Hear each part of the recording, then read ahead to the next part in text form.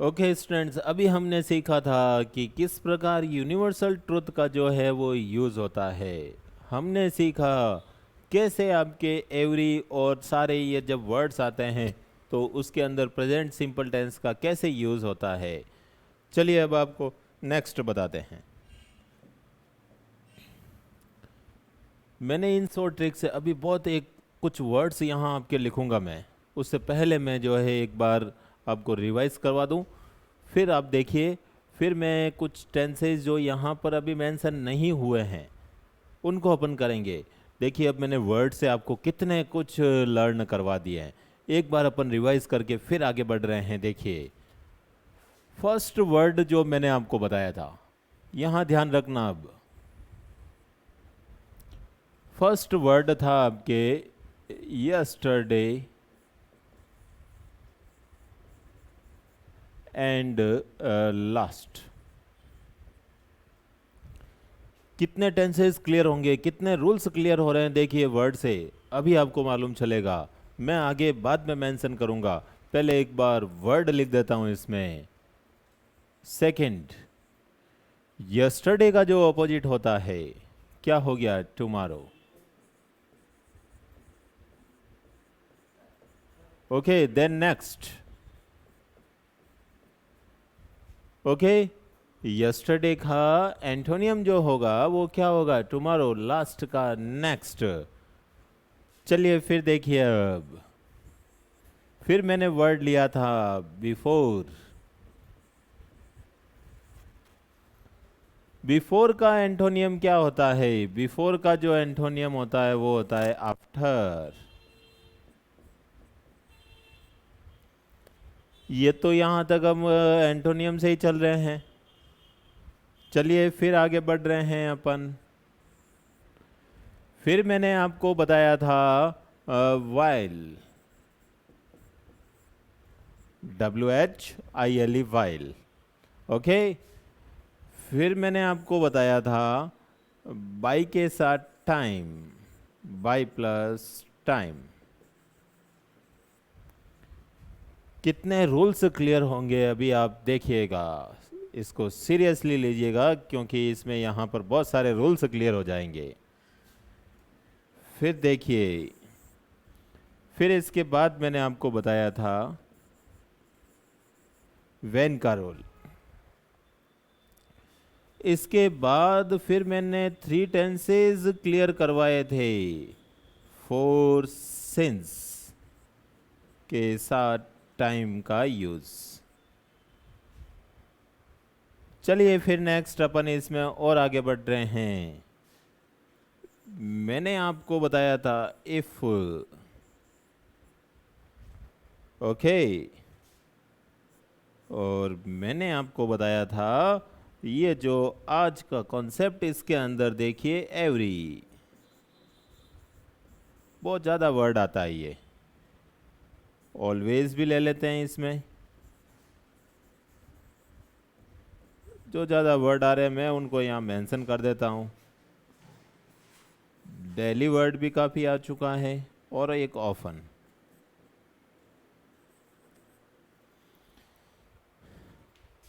जो अभी तक नहीं सीखा वो यहाँ पर आपको मालूम चल जाएगा इन वर्ड से कि कितने टेंसेस हमने जो यहाँ पर क्लियर कर लिए हैं। यहाँ बता के फिर मैं आगे बढ़ूंगा। देखिए एक तरीके का ये रिवीजन हो गया आपके कि जिसने नहीं सीखा वो यहाँ से इन वर्ड से सीख सकता है, क्योंकि इन वर्ड से कितने टेंसेस क्लियर हो रहे हैं। देखिए फर्स्ट ऑफ ऑल यस्टरडे और लास्ट जहाँ पर आ गया। Okay, last plus any word. Yesterday and last plus any word आपको बताया था मैंने। Last day, last week, last Monday, last Sunday, any word you can use. इसके अंदर जो टेंस होगा वो होगा फिफ्थ, पास्ट सिंपल।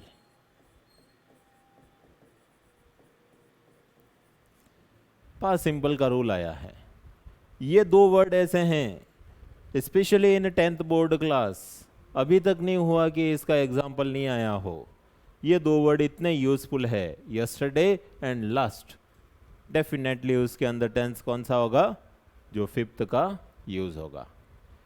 चलिए नेक्स्ट एंड टुमारो, आगे जो वर्ड है आपके टुमारो और नेक्स्ट वर्ड है, ये वर्ड जहां पर आ गए वहां टेंस होगा 9। कंप्लीट हो गया, ध्यान रखना। In 2 words tense number 9 is completed. 2 word के अंदर टेंस 9 कंप्लीट हो गया है।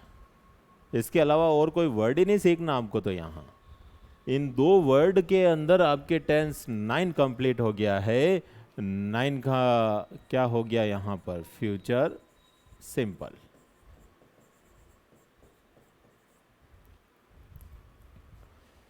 चलिए अब नेक्स्ट आते हैं before.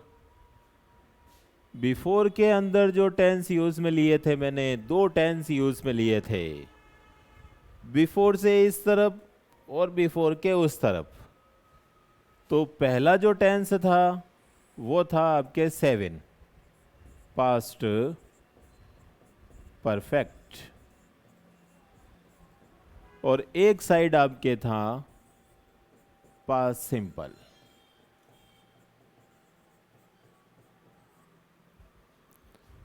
Past perfect, past simple कहाँ यूज होगा बिफोर का? बीच में, तब ये टेंसेज आपके आते हैं। बिफोर का एंटोनियम क्या होता है? आफ्टर। टेंस को कर दीजिए उल्टा।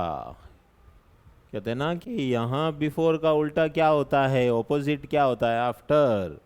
तो टेंस को भी ऑपोजिट कर दीजिए। जब बीच में आपके आफ्टर आएगा तो अब टेंस यहाँ पर पहले क्या हो जाएगा? Fifth, past simple. तो आगे कौन सा हो जाएगा? Past perfect.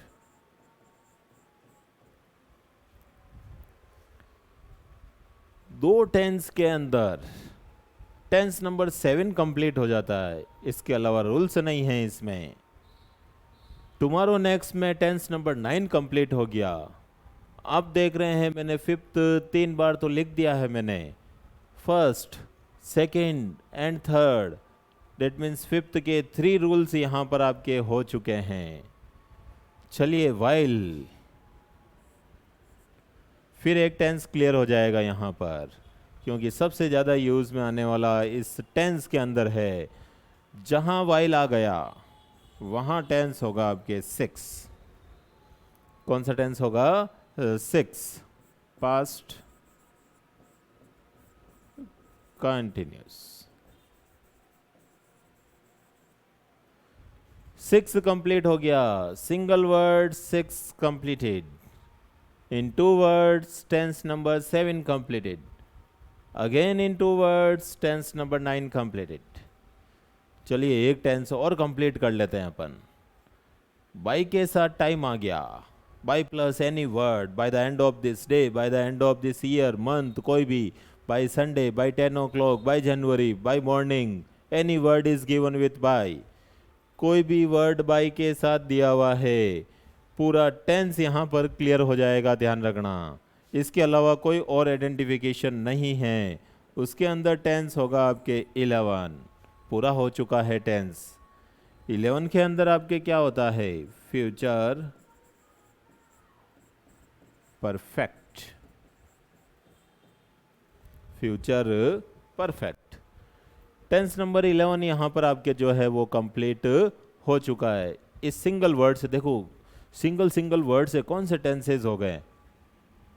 ये सिंगल वर्ड से पूरा हुआ, ये सिंगल वर्ड से पूरा हुआ, ये 2 वर्ड से एक टेंस कंप्लीट हो गया, ये यहां पर फिर 2 वर्ड से एक टेंस कंप्लीट हो गया। नेक्स्ट देखिए, अब व्हेन का कॉन्सेप्ट मैंने थोड़ा लंबा लिया था। इसके अंदर में जो टेंसेज यूज में लिए थे, फिफ्थ भी था, 6 भी था। ओके, ये ऐसा है जिसके अंदर 7 भी आता है और 8 भी आता है। सारे जो है इसके अंदर यूज में होते हैं। मैंने आपको एग्जाम्पल से बताया था, 6 और 8 का डिफरेंस बताया था इसमें कि कब 6 होगा और कब 8 होगा। दो को डिफ्रेंशिएट इसमें इजीली अपन कर सकते हैं। फिर आपको मैंने बताया था कि वेन से जब स्टार्ट होता है तो उसके बाद जो टेंस होता है वो फिफ्थ होता है, और ज़्यादा कॉम्बिनेशन जो होता है फिफ्थ और सिक्स का होता है। ओके, चलिए फोर सेंस के साथ जब टाइम दिया हुआ हो तो इसके अंदर अब 3 टेंस क्लियर हो जाते हैं। देखिए कौन कौन से, 4, 8 एंड 12। मैंने एग्जाम्पल लेकर बताया था कि सेंटेंस के अंदर 4 कब होगा, सेंटेंस में 8 कब होगा, सेंटेंस में 12 कब होगा। लेकिन सबसे पहला चेक क्या करना है इसके अंदर कि 4 सिंस के साथ टाइम को चेक करना है। यदि ये दिया हुआ है तो डेफिनेटली इसके अंदर 4, 8 टेंस नंबर 12 होगा। यदि प्रेजेंट की कोई आइडेंटिफिकेशन होती है तो फोर्थ टेंस, पास्ट की कोई आइडेंटिफिकेशन है तो टेंस नंबर 8, फ्यूचर की कोई आइडेंटिफिकेशन है तो टेंस नंबर 12। लेकिन कंपलसरी इसके अंदर क्या है, फोर सिंस के साथ क्या होना चाहिए, टाइम। ओके, फिर मैंने बताई थी आपको कंडीशन। इफ से जब स्टार्ट होता है, मैं एक साइड को ही मेंशन कर रहा हूं। फर्स्ट कंडीशन में होता है फर्स्ट टेंस, सेकंड कंडीशन में होता है फिफ्थ टेंस, थर्ड कंडीशन के अंदर होता है सेवन टेंस। एक तरफ होती है आपके सारे मॉडल्स का यूज होता है। फिर नेक्स्ट देखिए इसमें every, always, never, seldom, daily, generally, usually, often, occasionally, on Sundays. ये आइडेंटिफिकेशन होती है आपके फर्स्ट टेंस की, प्रेजेंट सिंपल।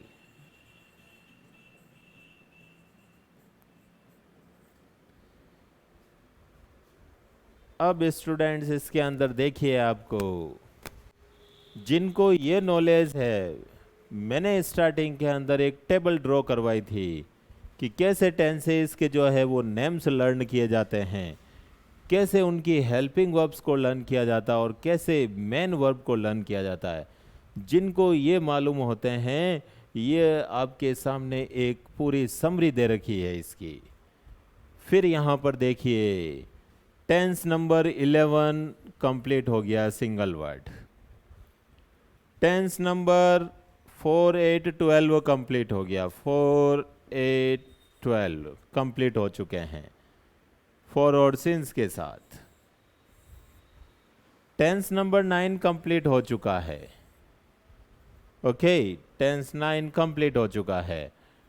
बिफोर आफ्टर में टेंस नंबर 7 कंप्लीट हो चुका है।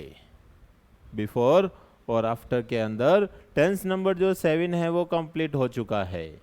ओके, इसके अंदर भी मोस्ट प्रोबेबली जो ज़्यादा यूज़ आते हैं फिफ्थ के, देखो कितने सारे रूल्स आ रहे हैं, वो उसको अपन देख रहे हैं इसमें।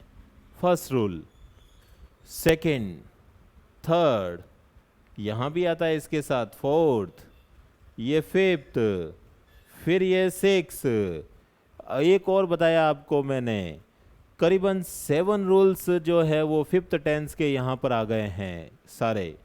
तो फिफ्थ भी ऑलमोस्ट आपके हो गया कंप्लीट। ओके, ये कंप्लीट हो गया। वेन के अंदर काफ़ी रूल्स आ गए, देखो अब टेंसेस कितने क्लियर हो गए यहाँ पर। फर्स्ट का भी कॉन्सेप्ट पूरा आ गया यहाँ पर, फर्स्ट। फिर टू और थर्ड मैंने यहाँ पर कहीं मेंशन नहीं किया है। फिर देखिए फोर्थ, फिफ्थ, 6 यहाँ पर आ चुका है इस वाइल वर्ड के साथ, 6 भी यहाँ पर कंप्लीट हो गया।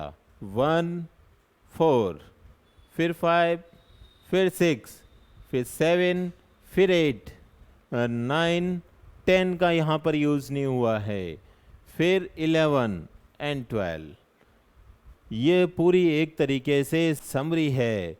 इन वर्ड्स को आपने लर्न कर लिया, आपको हेल्पिंग वर्ब्स मालूम चल गई, तो आपको कहीं प्रॉब्लम इनके अंदर नहीं होगी। सिर्फ ये वर्ड्स ये वर्ड, और फिर मैंने आपको इसमें ट्रिक बता दी थी कि कैसे इन वर्ड्स का जो है वो यूज़ किया जाता है।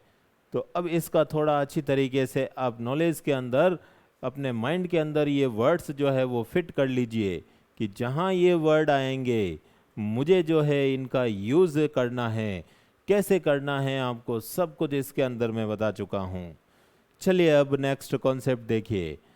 अब मैं आपको वो बता रहा हूँ कि जहाँ आपके कहीं टेंसेस का यूज़ हुआ ही नहीं, वो कौन कौन से हैं? Two, third and ten. बहुत कम यूज़ में आता है ये, रेयरली, बहुत कम होता है ये ध्यान रखना यूज़ में। ओके, लेकिन डेफिनेटली ये ज़रूर आपके इम्पोर्टेंट है। इनका मैं अब आपके बता देता हूँ।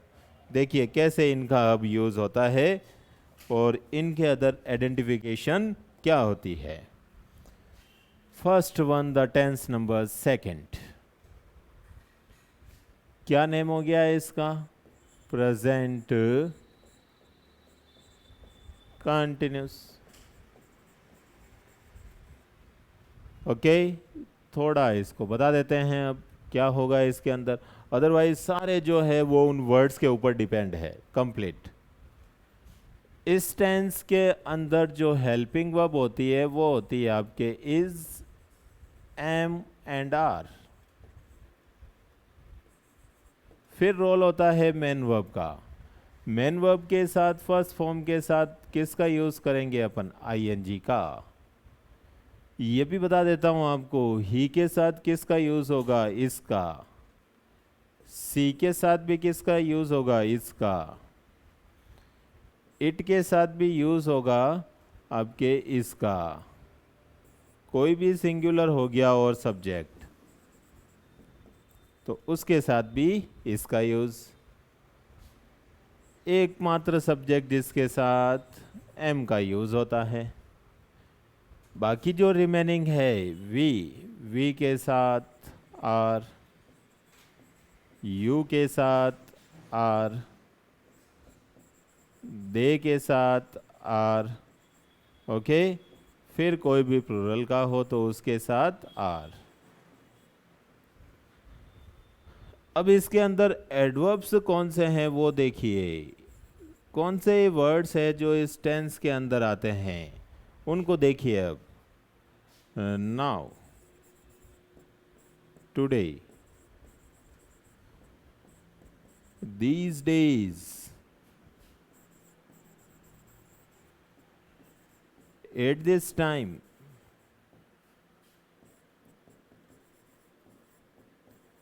at this moment।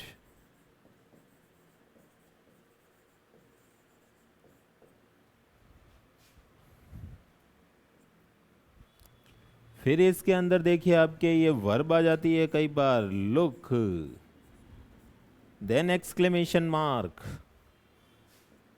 Then interjection, exclamation mark. Verb के साथ एक्सक्लेमेशन मार्क से स्टार्ट हो रहा है, इंटरजेक्शन के वर्ड आ रहे हैं, एक्सक्लेमेशन मार्क लगा हुआ है, तो भी उसके अंदर कौन सा टेंस यूज में होगा? Present continuous. इनके भी एग्जाम्पल आपके सामने मैं ले रहा हूं, कैसे देखिए। अब आपके फर्स्ट एग्जाम्पल देखिए, today we, verb is leave, for Mumbai. वही प्रोसेस, सबसे पहले चेक कीजिए एडवर्ब। एडवर्ब आ गया today. Today is the identification of present continuous tense. Okay, then check the subject. Subject क्या दिया हुआ है इसके अंदर? वी। ये रहा वी। वी के साथ किसका यूज करेंगे? आर का। We are. सेकंड जो ब्लैंक्स के अंदर होगा, मेन वर्ब के साथ किसका यूज करना है? आईएनजी का। लीव का क्या हो जाएगा? लिविंग। आपको डिफरेंस भी बता देता हूं इसके अंदर, कई जने कंफ्यूज हो जाते हैं, ध्यान रखना। Live and leave, live live, pronunciation भी इसका थोड़ा डिफरेंस होता है। अब देखिए इनके अंदर दोनों में जब आईएनजी लगाएंगे तो दोनों के अंदर क्या रिमूव होगा, ई। सेकंड फॉर्म में इनमें डिफरेंस है, यहां पर क्या होगा, लेफ्ट। ओके, यहां इसकी सेकंड फॉर्म क्या होगी, लिव्ड। स्टूडेंट कई मिस्टेक कर देते हैं इसमें। फिर इसकी थर्ड फॉर्म भी यही रहेगी, लेफ्ट। यहां इसकी थर्ड फॉर्म भी यही रहेगी, लिव्ड। ओके, यहां थोड़ा सा ध्यान रखिए। अब इसके अंदर एक कॉन्सेप्ट और आपके लिए ध्यान रखना, केवल जब लीव होता है, केवल जब सेंटेंस के अंदर लीव दिया हुआ होता है तो उस लीव का मतलब होता है छोड़ना, केवल छोड़ना। लेकिन जब लीव के साथ फोर आ गया, मीनिंग पूरा चेंज हो गया। यहां इसका मीनिंग होगा रवाना होना। कितना डिफरेंस है दोनों में देखो। केवल जब लीव होता है तो उसका मतलब छोड़ना होता है, लीव के साथ फोर आ गया तो इसका मतलब होता है रवाना होना। एग्जाम्पल अपन लेते हैं, मैंने जैसे कह दिया आई लेफ्ट जोधपुर, मैंने जोधपुर को छोड़ दिया। आई लेफ्ट फॉर जोधपुर, मैं जोधपुर के लिए रवाना हुआ।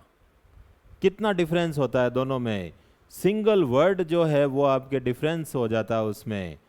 वापस सुन लीजिए, आई लेफ्ट जोधपुर का मतलब क्या होगा, मैंने जोधपुर को छोड़ दिया, मतलब मैं जोधपुर में अभी नहीं हूँ। फिर मैंने कहा आई लेफ्ट फॉर जोधपुर, मैं जोधपुर के लिए रवाना हुआ, इसका मतलब आप जोधपुर जा रहे हैं। ये दोनों के अंदर जो है वो डिफरेंस होता है। वर्ब में भी कंफ्यूजन नहीं होना चाहिए, क्योंकि कर देते हैं स्टूडेंट, लीव जो होगा उसकी जो सेकंड फॉर्म होगी वो होगी लेफ्ट, और जो लीव है उसमें होगा लिव्ड। ओके, तो ये इसका जो है वो आंसर हुआ। यहाँ इसका मीनिंग क्या होगा, आज हम मुंबई के लिए रवाना हो रहे हैं। ये इसमें आपके डिफरेंस है। ओके, नेक्स्ट सेंटेंस देखिए,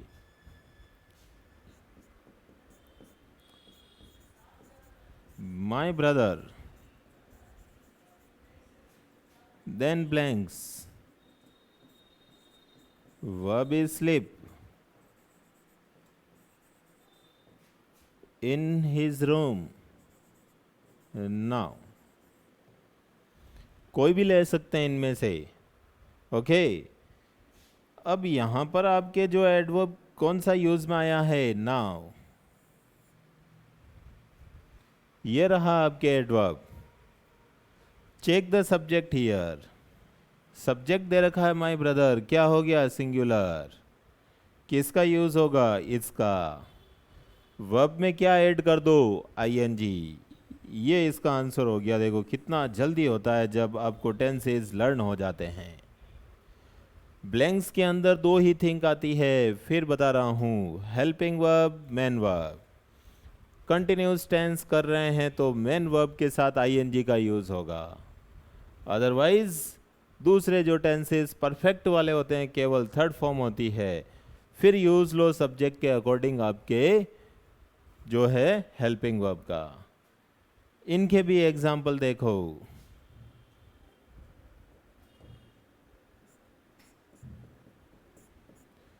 लुक कैसे आते हैं देखिए, exclamation mark, an aeroplane, then the verb is flying, in the sky, look an aeroplane flying in the sky। मैंने आइडेंटिफिकेशन आपको बताई है, लुक, लिशन है, कोई भी और वर्ब हो सकती है, and if an exclamation mark is given, exclamation mark जब दिया हुआ है तो कौन सा टेंस होगा? प्रेजेंट कंटिन्यूस होगा। Okay, check the subject here. Subject क्या आ रहा है? An aeroplane. एन का यूज हो गया, मतलब ये सिंगुलर है, तो किसका यूज करेंगे? इसका। Then add ING with the verb. Fly के साथ क्या होगा? आईएनजी लगा दीजिए, फ्लाइंग। ये सेकंड टेंस का फॉर्मेट है। कंप्लीट हो गया टेंस नंबर सेकंड इसके अंदर। कैसे आपको जो है वो यूज़ में लेना है, कैसे इसका जो फॉर्मेट आपके यूज़फुल होगा। ओके, चलिए नेक्स्ट में अपन आगे बढ़ रहे हैं। अब एक टेंस जो और यहाँ पर जिक्र नहीं हुआ है, जहाँ हमने डिस्कस नहीं किया है उन वर्ड्स के अंदर, वो टेंस है आपके थर्ड। क्या नेम हो गया इसका? Present perfect.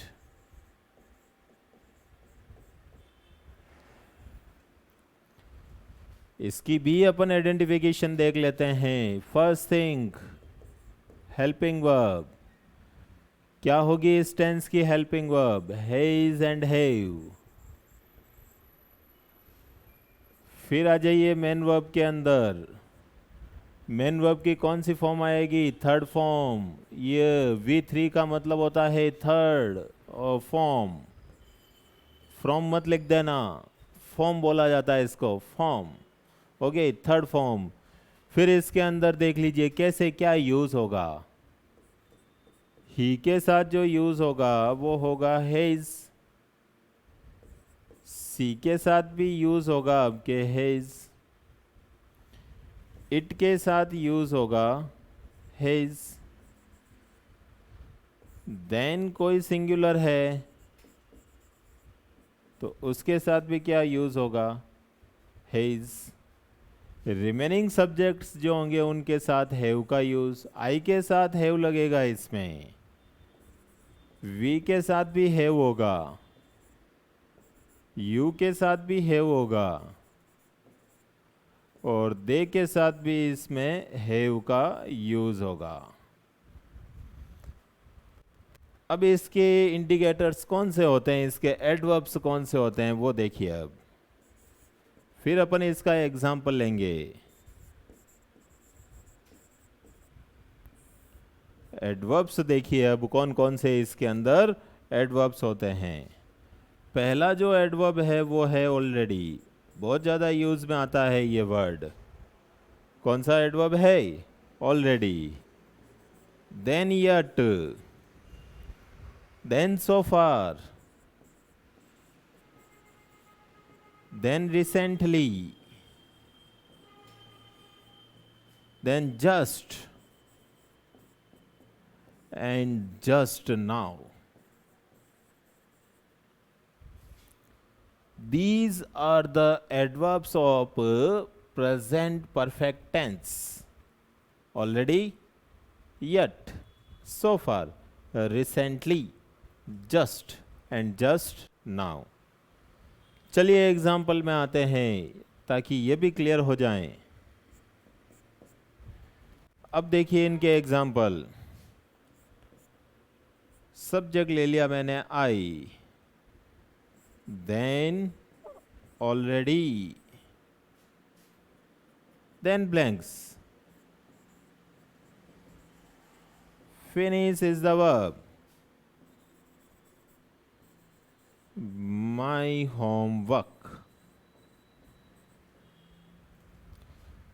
और ले रहा हूं एग्जाम्पल, देखिए।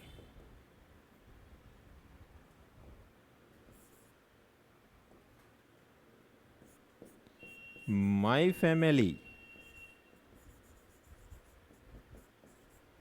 then blanks, then recently, then blanks. Verb is shift to a new house. Okay, एक और एग्जाम्पल ले लेते हैं अपन इसमें। he, then blanks, just, then the verb is go, out. Okay, चलिए अब इसके अंदर अपन देखते हैं कैसे कंप्लीट करना है। सेम थिंग, सबसे पहले चेक करना है एडवर्ब्स। फर्स्ट सेंटेंस के अंदर एडवर्ब क्या आया है? ऑलरेडी। यहां लिखा हुआ है already. Already is the identification of present perfect tense. हम ये यूज में लेंगे। सेकंड के अंदर भी देख लेते हैं।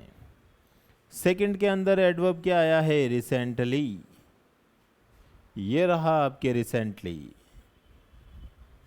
यहां भी आपके जो है टेंस कौन सा होगा? Present perfect. And in third sentence adverb जो आया है वो है आपके जस्ट। ये रहा आपके जस्ट। तीनों ही सेंटेंस के अंदर एडवर्ब्स आ रहे हैं। ओके, तीनों ही ये जो एडवर्ब्स है वो इंडिकेट कर रहे हैं प्रेजेंट परफेक्ट टेंस को। चलिए अब आते हैं। अभी मैंने आपको कहा था जब सेंटेंस के अंदर दो ब्लैंक्स हो, if two blanks are given in the sentence, in the first blank use helping verb, in the second blank use main verb. कई स्टूडेंट्स एक के अंदर ही आंसर लिख देते हैं, ध्यान रखना। जिनको नॉलेज में नहीं होता है वो आंसर एक के अंदर ही लिख देते हैं। एक के अंदर आंसर नहीं लिखना है। मैंने इससे पहले आपके जो एग्जाम्पल लिए इंट्रोगेटिव का लिया था, दो ब्लैंक्स की, उसमें भी यही प्रोसेस थी। सेंटेंस अफर्मेटिव है तो भी यही प्रोसेस होगी, और सेंटेंस नेगेटिव है तो भी यही प्रोसेस होगी कि फर्स्ट ब्लैंक के अंदर मुझे क्या मेंशन करनी है? Helping verb. सेकंड के अंदर मुझे क्या मेंशन करनी है? वर्ब। और इस टेंस के अंदर हेल्पिंग वर्ब क्या होती है? हैज और हैव। और जो ब्रैकेट के अंदर मेन वर्ब है उसकी क्या करनी है? Third form. चलिए अब देखिए, now check the subject here. क्या हो गया सब्जेक्ट इसके अंदर? आई। आई के साथ किसका यूज करूंगा? हैव का। ये पहला आंसर। सेकंड दे रखी है वर्ब यहां पर। वर्ब की कौन सी फॉर्म यूज में लूंगा? Third form. अब फिनिश की थर्ड फॉर्म क्या होती है? आपको फिनिश के साथ ऐड करना है ईडी। तो इसका प्रोनाउंसिएशन क्या होगा? फिनिश्ड, नॉट ड। फिनिश्ड नहीं होगा, फिनिश्ड। Okay, finished. ये हो गया इसका। कितना इजी आंसर हो गया। एडवर्ब चेक किया, चेक करो सब्जेक्ट। सब्जेक्ट ये हो तो ये यूज में लो, सब्जेक्ट ये हो तो ये यूज में लो, और मेन वर्ब की जो है वो फॉर्म चेंज कर दो। नेक्स्ट के अंदर देखिए, एडवर्ब रिसेंटली हो गया। Now check the subject. Subject है my family. Family is a collective noun. Family जो होता है एक कलेक्टिव नाउन होती है, जिसको कहते हैं समूहवाचक संज्ञा। कलेक्टिव नाउन का मतलब क्या होता है? समूहवाचक संज्ञा। और जो कलेक्टिव नाउन होती है वो हमेशा सिंगुलर होती है, ध्यान रखना। ऐसा नहीं कि सर मेरी फैमिली के अंदर तो 6 है मेंबर्स, तो सिंगुलर कैसे हुआ? ये सिंगुलर इसलिए हुआ क्योंकि जो फैमिली है वो कलेक्टिव नाउन है, और कलेक्टिव नाउन क्या होती है? सिंगुलर। आपने क्लास ले लिया, अब कहते हैं कि सर हमारी क्लास में तो 30 स्टूडेंट्स हैं, मैं इसमें सिंगुलर कैसे यूज लूं? तो क्लास भी कलेक्टिव नाउन होता है। टीम, इंडियन टीम के अंदर, क्रिकेट के अंदर इतने सारे आपके प्लेयर्स होते हैं, लेकिन पर्टिकुलर टीम जो वर्ड होता है वो कलेक्टिव नाउन का होता है। तो जो भी कलेक्टिव नाउन होती है वो हमेशा सिंगुलर होती है। तो इसीलिए यहाँ पर किसका यूज लेंगे? हैज का। ये रहा सिंगुलर। कर दीजिए वर्ब की थर्ड फॉर्म। वर्ब लर्न कीजिए। आप इंग्लिश सीखनी है तो वर्ब लर्न कीजिए। यदि वर्ब्स रेडी है तो कहीं आपको कोई नहीं रोक सकता। अदरवाइज आपको रूल्स भी मालूम है और वर्ब की फॉर्म मालूम नहीं है तो वहां आपका मामला अटक जाएगा। तो यहां आपके वर्ब दे रखी है shift.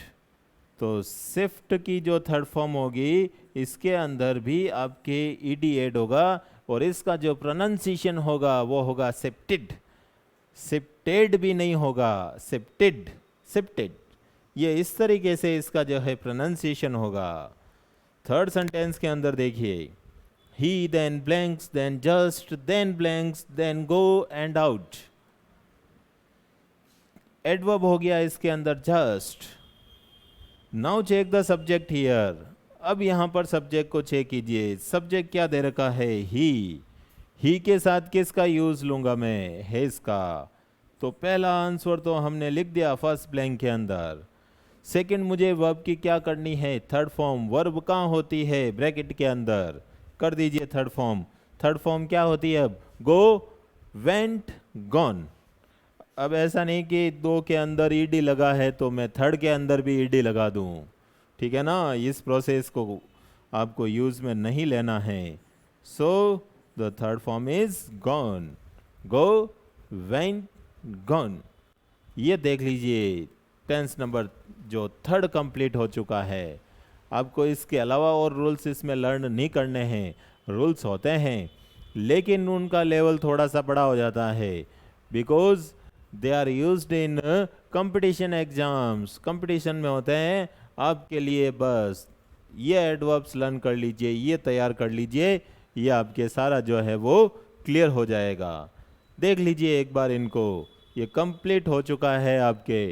Tense number second complete हो चुका है। जो रिमेनिंग रहे थे मैंने टेंस नंबर आपके ये 3 भी कंप्लीट करवा दिया है।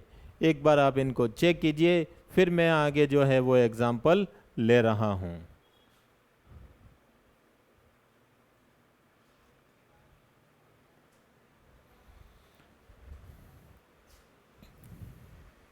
हो गया क्लियर? एक एग्जाम्पल मैं और बताता हूं क्योंकि कई बार आपके कंफ्यूजन हो जाता है। Because these two words yet and so far, ये वर्ड जो होते हैं इनका यूज होता है नेगेटिव सेंटेंसेस के अंदर। ध्यान रखना ये चीज। ये वर्ड जो यूज होते हैं वो कहाँ होते हैं? नेगेटिव के अंदर। इनका मतलब होता है अभी तक। मीनिंग क्या होता है इनका? अभी तक। एग्जाम्पल लेता हूं इसका भी, देखो आपके, ताकि ये जो है वो क्लियर हो जाएगा।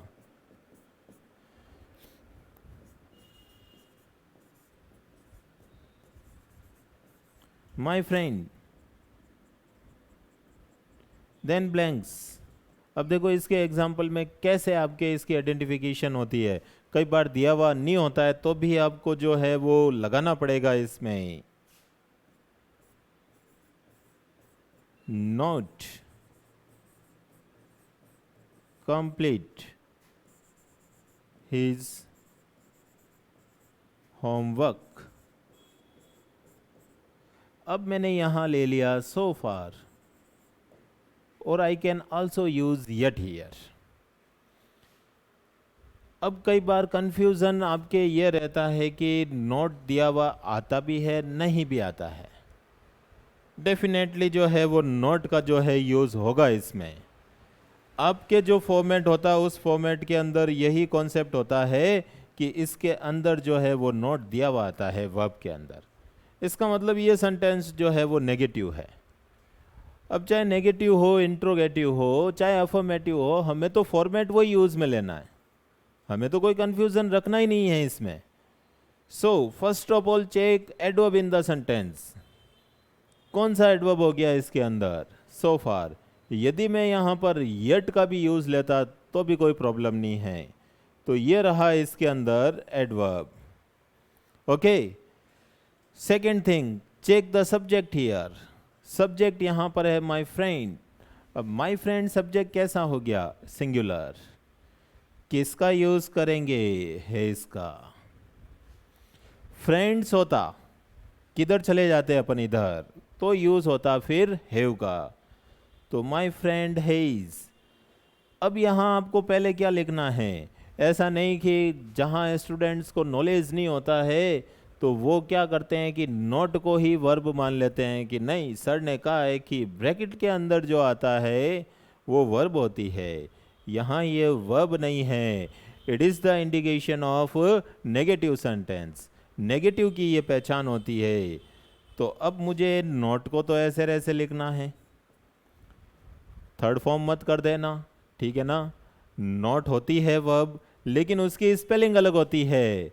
ये जरूर होता है, ये वर्ब होती है, एन ओ टी वर्ब नहीं होता है, ध्यान रखना। ओके, तो माय फ्रेंड हैज नॉट, अब इसकी ये इस वर्ब की थर्ड फॉर्म कीजिए, क्योंकि आगे वाला कॉन्सेप्ट हमें यही करना है। कंप्लीट का क्या होगा, completed, you just have to add D, D add करना है। प्रोनाउंसिएशन इसका भी क्या होगा, कंप्लीटेड, कंप्लीटेड नहीं होगा, completed, completed. So the answer is has not completed. ये इसका जो है वो आपके आंसर हो गया है। आपके सामने 4 एग्जाम्पल आ चुके हैं, लगभग सारे एडवर्ब्स मैंने ले लिए यहाँ पर। कैसे टेंसेस जो है टेंस नंबर थर्ड को जो है वो किया जाता है, नेगेटिव का आपके सामने आ गया। किस प्रकार जब 2 ब्लैंक्स हो तो कैसे फर्स्ट ब्लैंक के अंदर सब्जेक्ट के अकॉर्डिंग जो है हेल्पिंग वर्ब यूज़ में लेनी है, और फिर टेंस के अकॉर्डिंग मेन वर्ब का जो है वो यूज़ किस प्रकार मुझे लेना है। ओके स्टूडेंट्स, ये 2 टेंसेज यहाँ पर क्लियर हो चुके हैं, tense number second, tense number third. फिर मैंने कुछ वर्ड से सारे टेंसेज क्लियर करवा दिए। यहाँ भी कोई ज़्यादा वर्ड नहीं है, ध्यान रखना। ऐसा नहीं कि बहुत सारे वर्ड्स आ गए, कैसे लर्न करें अब। Already yet, so far, recently, just and just now, these are the identification of present perfect tense. आप इनको अच्छी तरीके से लर्न कीजिए और टेंस को कंप्लीट कीजिए। ओके, नो टेंशन, आपको टेंशन टेंस के अंदर लेनी ही नहीं है, क्योंकि ये आपके लिए हेल्प करेंगे। एग्ज़ाम में बहुत ज़्यादा यूज़ में आते हैं। टेंस नंबर सेकंड भी यूज़ में होता है, टेंस नंबर थर्ड भी होता है। ऐसा नहीं कि सारा आप वर्ड से ही देखें, इनको आपको इग्नोर नहीं करना है। So look at the board, then I will continue.